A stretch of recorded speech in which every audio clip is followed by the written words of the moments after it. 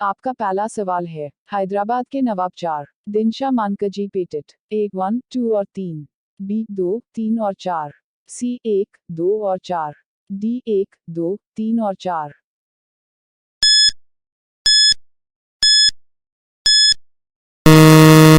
आपका सही जवाब है डी 1, 2, 3 और 4।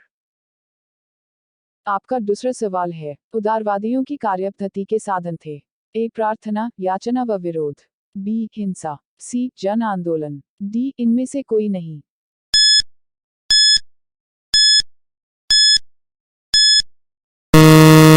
आपका सही जवाब है ए प्रार्थना, याचना व विरोध। आपका तीसरा सवाल है, उदारवादियों की कार्यपद्धति को किसने भिखमंगी राजनीति, पॉलिटिकल मेंडिकेंसी की संज्ञा दी? ए उग्रवादियों ने, बी वामपंथियों ने, सी गांधीवादियों ने, डी इनमें से कोई नहीं।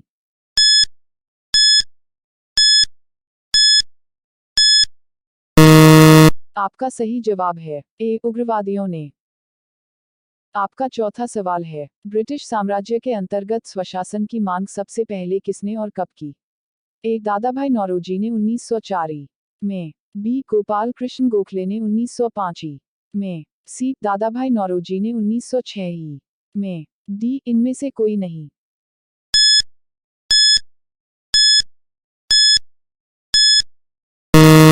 आपका सही जवाब है ए दादाभाई नौरोजी ने 1904 में। आपका पांचवा सवाल है, उग्रवादियों का सबसे प्रमुख योगदान था।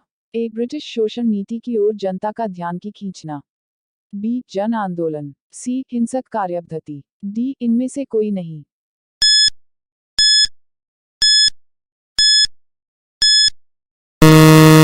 आपका सही जवाब है ए ब्रिटिश शोषण नीति की ओर जनता का ध्यान की खींचना।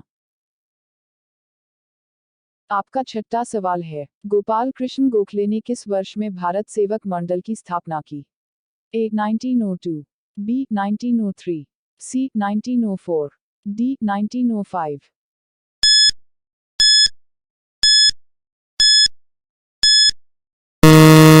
आपका सही जवाब है डी 1905। आपका सातवां सवाल है, भारत में लॉर्ड कर्जन के प्रशासन की तुलना औरंगजेब से किसने की? A Gopal Krishna Gokhale, B Bal Gangadhar Tilak, C Dadabhai Naoroji, D Annie Besant.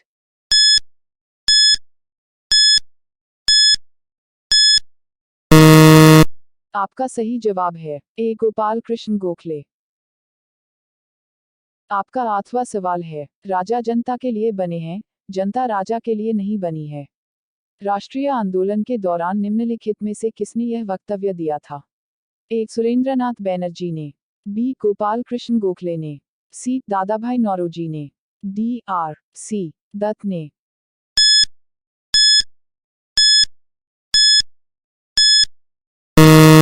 आपका सही जवाब है सी दादाभाई नौरोजी ने।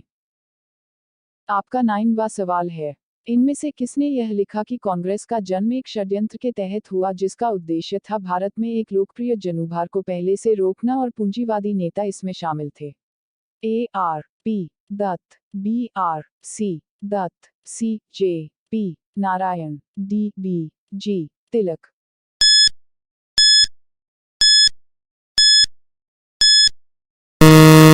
आपका सही जवाब है ए आर पी दत्त। आपका 10वां सवाल है, सारनाथ के धमेक स्तूप का निर्माण किस काल में हुआ? ए मौर्य, बी कुषाण, सी शुंग, डी गुप्त।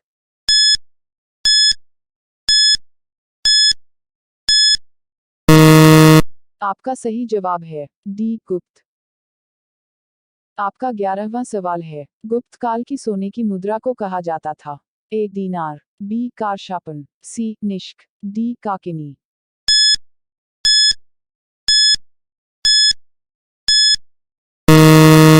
आपका सही जवाब है ए दीनार। आपका 12वां सवाल है, कुमार संभव महाकाव्य किस कवि ने लिखा? ए बाणभट्ट, बी चंद बरदाई, सी हरिशेन, डी कालिदास।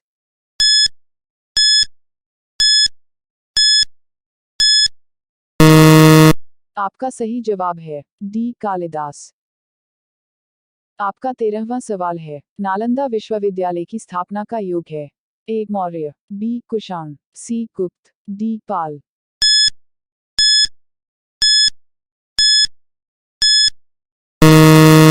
आपका सही जवाब है सी गुप्त। आपका 14वां सवाल है, गुप्त युग में भू राजस्व की दर थी। ए उपज का चौथा भाग, बी उपज का छठा भाग, सी उपज का 8वां भाग, डी उपज का आधा भाग।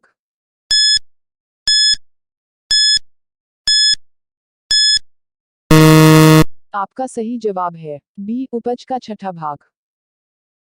आपका 15वां सवाल है, नगरों का क्रमिक पतन किस काल की एक महत्वपूर्ण विशेषता थी। ए गुप्त काल, बी प्रतिहार काल, सी राष्ट्रकूट, डी सातवाहन युग।